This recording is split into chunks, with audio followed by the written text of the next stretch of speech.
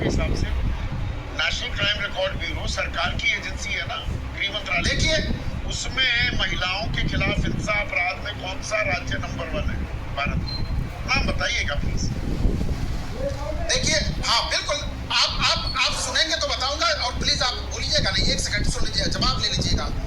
पश्चिम बंगाल की गुंडागर्दी इस कदर थी कि महिलाओं के ऊपर के अत्याचार थाने तक नहीं पहुंच पाते थे। वो बाहर अपनी पर महिलाओं के खिलाफ नहीं, आप और अपराध में कौन सा राज्य है? ग्राउंड पर जाइए, ग्राउंड पर जाएंगे। एनसीआरबी ग्राउंड पर नहीं जाता, एनसीआरबी ग्राउंड पर नहीं जाता, एनसीआरबी ग्राउंड पर नहीं जाता, गृह मंत्रालय काम नहीं कर रहा है या मैं बता दूं उत्तर प्रदेश है ना, आप इस राज्य के तरफ संकेत कर रहे हैं। मैं बता देता हूं, उत्तर प्रदेश की संजीदगी सरकार है। नहीं, अच्छा, अब सुन लीजिए संदीप जी, सुन तो लीजिए। वो संजीदा सरकार हाथरस में एक बलात्कार की पीड़ित लड़की जिसकी मौत हो जाती है, घर वालों की इजाजत के बिना गैर मौजूदगी में अंतिम संस्कार कर दिया जाता है। गाजीपुर हो जाता है, हरदोई हो जाता है। संदीप जी, हाँ बोलिए बोलिए, गलत कह रहा हूं तो बताइएगा। हमारी सरकार ने नारा दिया है, बिल्कुल, अरे आप सही कह रहे हैं, लेकिन समझिए, हमको तो दर्शकों को बताने तो दीजिए।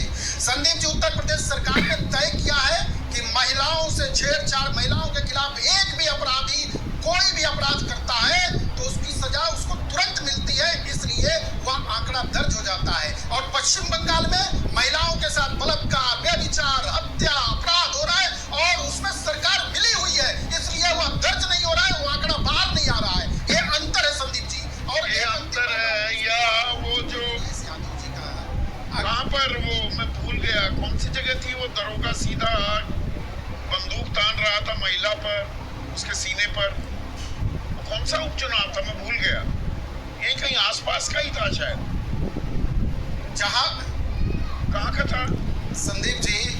उसके बाद यहाँ कानून व्यवस्था है, चाहे वो प्रशासन हो, चाहे वो किसी राजनीतिक दल का व्यक्ति हो, चाहे जो भी।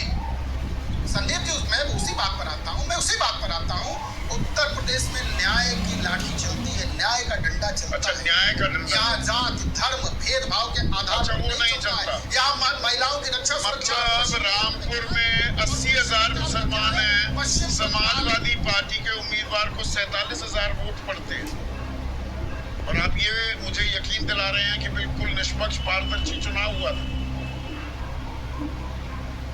संदीप जी, मैं फिर से बोल रहा हूँ, कुंदरकी का भी उदाहरण दूं। मुसलमान संख्या नहीं है हमारे लिए, उत्तर प्रदेश के निवासी है। अच्छा, कुंदरकी में 1.5 लाख से ज्यादा मुसलमान समाजवादी पार्टी के उम्मीदवार को 25,000 वोट पड़ते हैं।